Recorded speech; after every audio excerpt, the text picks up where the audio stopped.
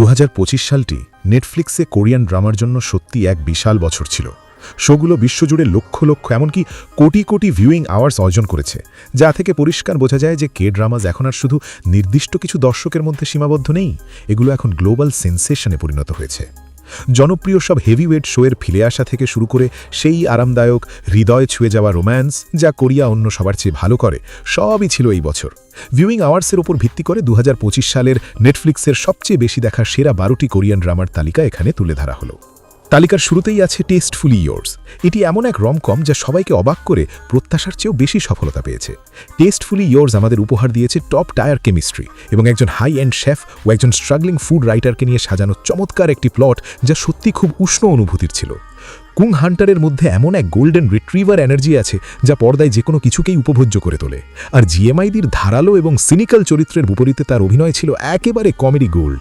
এতে অবাক হওয়ার কিছু নেই যে ড্রামাটি 137.5 মিলিয়ন ঘন্টা দেখা হয়েছে, কারণ এটি এমন এক আল্টিমেট কমফর্ট ওয়াচ যা আপনার মস্তিষ্কের উপর বেশি চাপ দেয় না, কিন্তু হৃদয়কে অনেক কিছু দেয়। তাদের কেমিস্ট্রি এতটাই জীবন্ত এবং বাস্তব ছিল যে মানুষ তাদের সেই আরামদায়ক খুনসুটি ভরা দৃশ্যগুলো দেখতে বারবার ফিরে এসেছে, এবং এটি টানা কয়েক সপ্তাহ গ্লোবাল টপ 10-এ ছিল। তালিকার পরের অবস্থানে রয়েছে ট্রু বিউটি। আপনি হয়তো এখানে ট্রু বিউটির নাম দেখে অবাক হবেন, কিন্তু কোনোভাবে এটি 2025 সালে 151.6 মিলিয়ন ভিউইং আওয়ার্স অর্জন করেছে।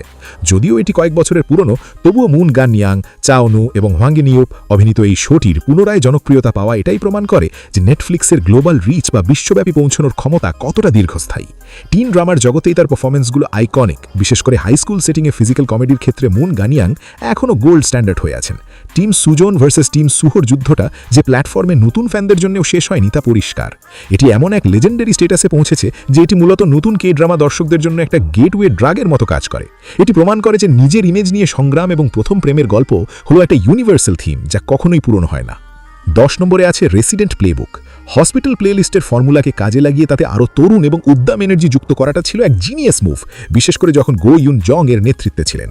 তিনি 2025 সালের ইট গার্ল হয়ে উঠেছেন এবং একজন স্ট্রাগলিং ওবিজিওয়াইএন রেসিডেন্ট হিসেবে তার অভিনয় একই সাথে হৃদয় বিদারক এবং হাস্যকর ছিল, যা সিরিজটিকে 173.7 ঘন্টায় পৌঁছাতে সাহায্য করেছে।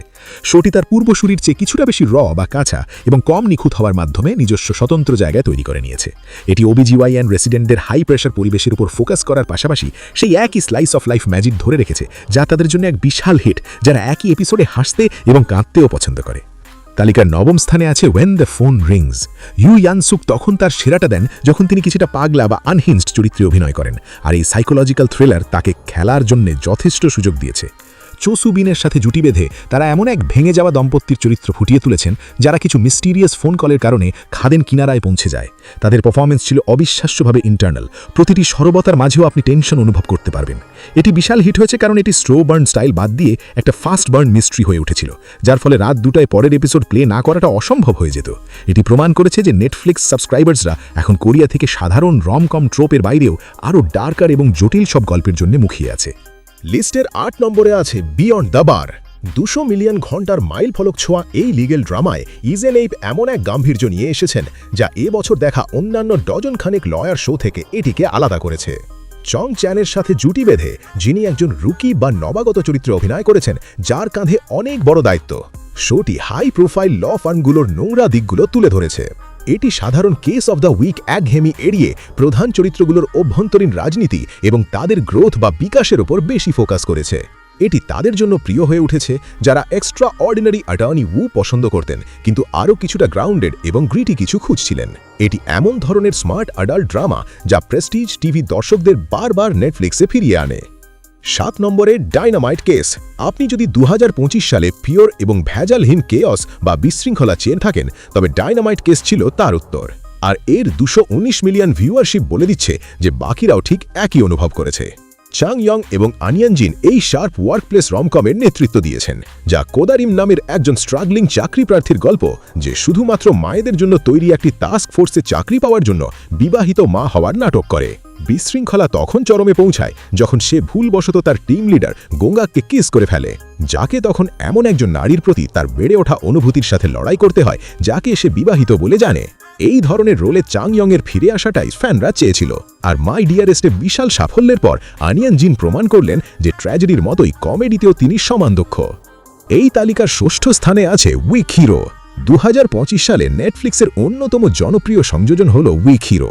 শুধুমাত্র এর দীর্ঘ প্রতীক্ষিত সেকেন্ড সিজনটি এক্সক্লুসিভলি নেটফ্লিক্সে রিলিজ হয়নি, বরং আমরা শেষমেশ 2025-এর মার্চ মাসে প্ল্যাটফর্মটিতে এর প্রথম সিজনের ডেবিউটও দেখেছি। পাক টুন সেই ক্যালকুলেটেড এবং ঠান্ডা মাথার ফাইটার ইয়ান হিসেবে ফিরে এসেছেন। তিনি যেভাবে তার চোখ ব্যবহার করে পিওর ক্যালকুলেটেড ভায়োলেন্স ফুটিয়ে তোলেন তা ভয়ঙ্কর, আর এ কারণেই দর্শকদের ওপর শোটির একটি কাল্ট লাইক গ্রিপ রয়েছে। এই সিজনটি একটি স্কুল ড্রামা কতটা ডার্ক হতে পারে তার সীমা অতিক্রম করেছে এবং বুলিংয়ের পেছনে সিস্টেমিক পচনকে ফোকাস করেছে। শুধুমাত্র এবছরেই নেটফ্লিক্সের 235 মিলিয়ন ঘন্টার ভিউ নিয়ে উইক হিরো তার সাহসিকতা এবং আপোষহীন টোনের জন্য ওয়েবটুন থেকে স্ক্রিনে অ্যাডাপ্ট করা অন্যতম সম্মানিত কাজ হিসেবে রয়ে গেছে। এরপর 5 নম্বরে আছে trauma code heroes on call. চু জি হুন একজন জিনিয়াস সার্জনের চরিত্রে অভিনয় করেছেন, যিনি হাসপাতালকে একটি যুদ্ধক্ষেত্রের মতো মনে করেন, যা মূলত টেলিভিশনের সেরা মুহূর্ত। তার বুলডোজার পার্সোনালিটি বনাম হাসপাতালের আমলাতন্ত্র এমন এক সেন্ট্রাল কনফ্লিক্ট তৈরি করেছে যা দর্শকদের হুক করে রেখেছিল। শোটির জনপ্রিয়তার পেছনে ছিল এর ইন্টেন্স 8 এপিসোডের ফরম্যাট। কোনো ফিলার নেই, শুধুমাত্র হাই স্টেক্স ট্রমা কেসেস এবং ধারালো সব ডায়ালগ। সিজনটি ছোট রেখে এবং সবচেয়ে ইন্টেন্স কেসেসগুলোর উপর ফোকাস করার মাধ্যমে এটি মেডিকেল জনরাতে এক নতুন বাতাসের মতো অনুভূত হয়েছে।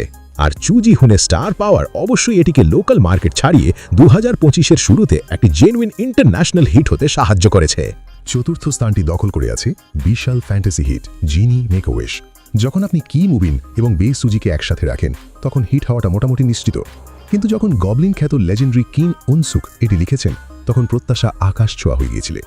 কি মুবিন একজন খিটখিটে 1000 বছরের পুরনো জিনি বা দৈত্যের চরিত্র অভিনয় করেছেন, যে মানসিকভাবে পুরোপুরি বিধ্বস্ত, এবং তার কমেডিক টাইমিং ছিল একটি হাইলাইট যা অনেকেই আশা করেনি।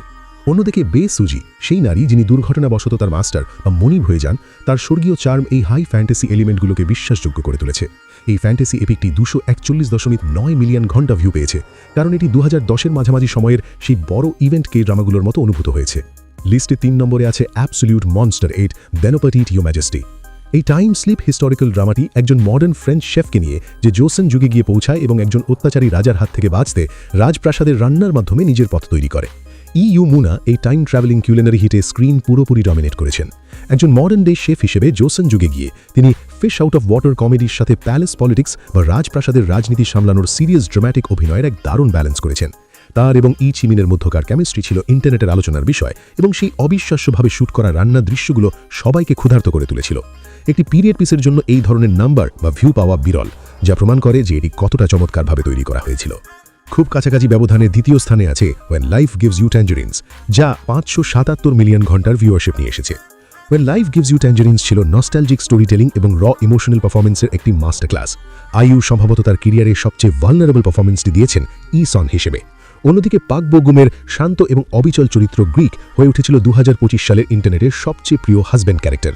শোটি জনপ্রিয়তা এসেছে এর নস্টালজিয়া এবং ট্র্যাজিক আবেশ থাকা সত্ত্বেও এর হিলিং ভাইব থেকে। এটি একটি স্লো বার্ন মাস্টারপিস যা ধৈর্যশীল দর্শকদের এই জনরের ইতিহাসে সেরা কিছু রাইটিং বা চিত্রনাট্য উপহার দিয়েছে। একটি ভুলে যাওয়া যুগের হৃদয় বিদারক দৃশ্য এবং এর বিশাল ভিউয়ারশিপ দেখায় যে গ্লোবাল অডিয়েন্স একটি ধীর গতির ইমোশনাল জার্নি দেখতেও রাজি আছে, যদি তার ফলাফল এতটা ভালো হয়। এবং অবশেষে 2025 সালের নেটফ্লিক্সের সবচেয়ে বেশি দেখা কোরিয়ান ড্রামা হল স্কুইড গেম। স্কুইড গেম যে শীর্ষস্থান দখল করবে তা নিয়ে কোনো সন্দেহ ছিল না, কিন্তু 887 মিলিয়ন ঘন্টা এমন একটি সংখ্যা যা বেশিরভাগ শো কেবল স্বপ্নেই ভাবতে পারে। জে জ্যাং ফাইনাল রাউন্ডের জন্য ফিরে এসেছেন এবং পুরো বিশ্ব তা দেখার জন্য থমকে গিয়েছিল। কিথুন হিসেবে তার পারফরমেন্স এমন একজন মানুষ যে সবকিছু হারিয়েছে এবং এখন শুধুমাত্র বিশুদ্ধ ও ঠান্ডা প্রতিশোধের নেশায় মত্ত, তা ছিল হন্টিং বা ভুতুরে। নতুন সিজনটি আরও টুইস্টেড সব গেম নিয়ে এসেছে এবং ফ্রন্টম্যানের লোরকে এমনভাবে প্রসারিত করেছে যা হার্ড কোর থিওরি স্পেশালিস্টদেরও সন্তুষ্ট করেছে। এটি 2025 সালে সবচেয়ে বেশি দেখা কে ড্রামা হিসেবে রয়ে গেছে, কারণ এটি একটি শোয়ের চেয়েও বেশি কিছু। এটি লোভ, বেঁচে থাকা এবং প্রতিশোধ নিয়ে একটি গ্লোবাল কনভারসেশন যা এখনও লক্ষ লক্ষ মানুষের মনে স্পষ্টভাবে নাড়া দেয়। তো এই কে ড্রামাগুলোর মধ্যে কোনটি আপনি এখনও দেখেননি? নিচের কমেন্ট সেকশনে আমাদের জানান এবং সাবস্ক্রাইব, লাইক এবং আপনার বন্ধুদের সাথে শেয়ার করতে ভুলবেন না।